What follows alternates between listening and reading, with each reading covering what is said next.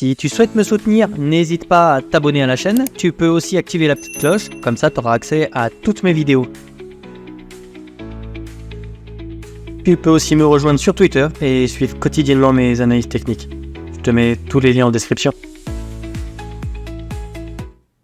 Bonjour à tous, très content de te retrouver aujourd'hui pour une nouvelle vidéo plutôt synthétique. On va faire du daily, puis on va un peu descendre dans les UT pour aller voir le 4 heures, pour un petit peu ce qui se passe ici.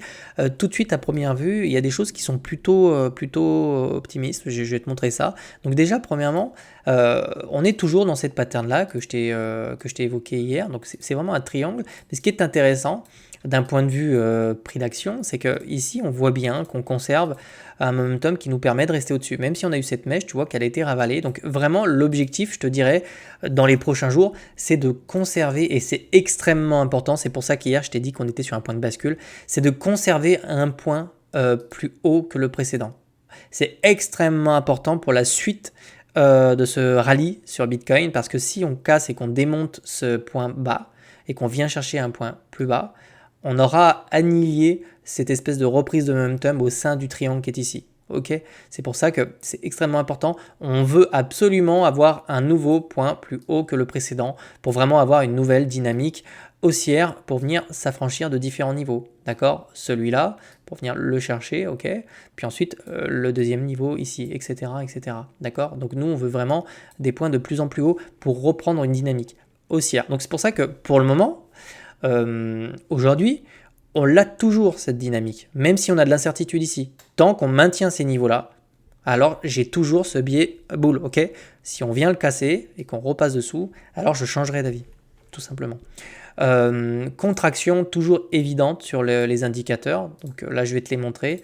Hop, donc on est vraiment en train de contracter, donc ça veut dire qu'ici on a une pression qui est vendeuse et acheteuse. Ça peut s'expliquer par les incertitudes qu'on a eu cet été, parce qu'on était en plein mois d'août, c'est peu volatile en général. Donc là, en septembre-octobre, ça va commencer à bouger. Okay, on a la macroéconomie normalement qui nous souffle dans le dos, parce qu'on a quand même une baisse des taux, c'est plutôt bon signe pour nous.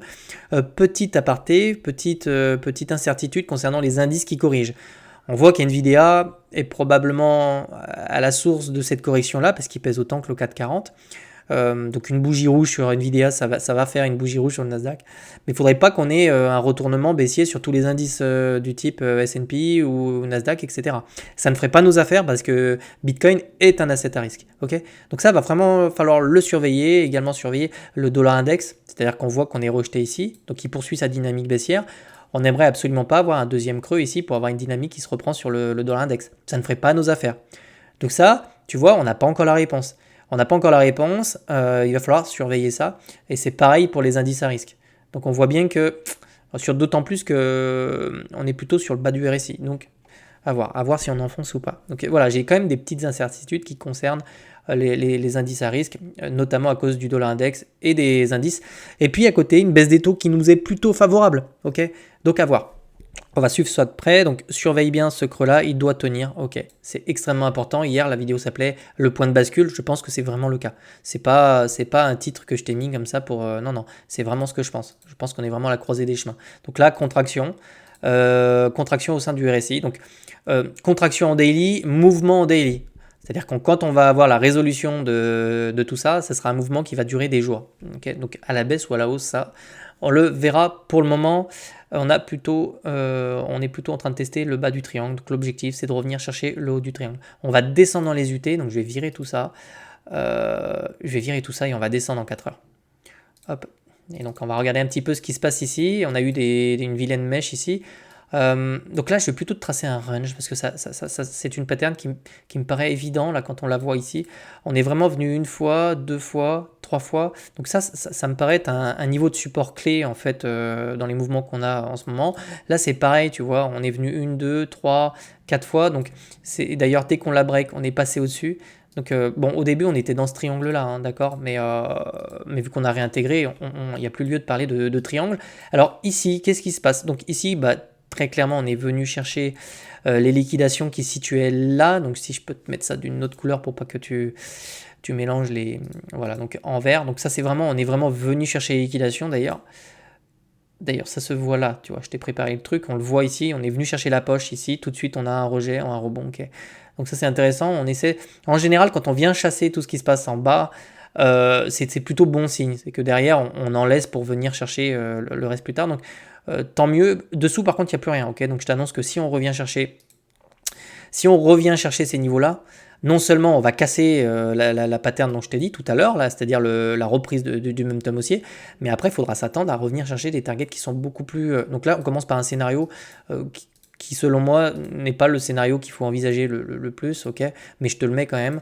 Donc si on vraiment on revient chercher ces niveaux-là, tu peux t'attendre à avoir un prix autour de 53 000 $ sur BTC, et là on va commencer à transpirer, ok. Tant que les niveaux sont tenus, là, c'est-à-dire autour des 58 000 $, je te dirais que l'objectif, déjà dans un premier temps, d'un point de vue totalement technique, c'est de revenir chercher le haut du range, ok. On voit bien qu'ici on a eu un momentum qui était faible. Pour le moment, on semble vouloir le reprendre.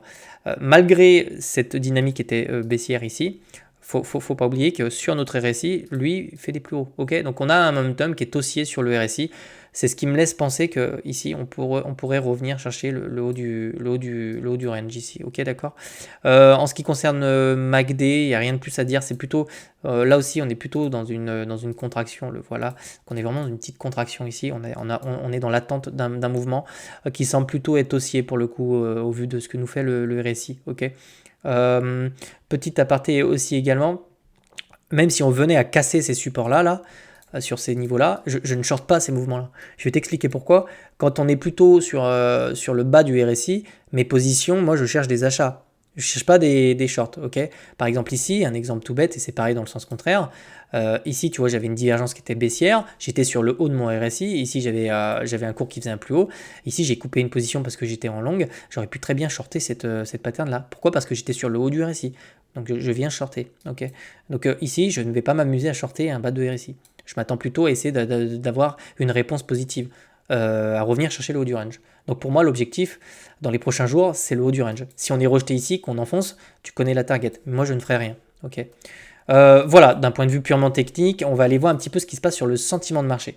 Donc là, je me suis mis en 15 minutes. J'avais besoin de détails pour regarder ça, parce qu'on voit qu'ici, ça commence à shorter.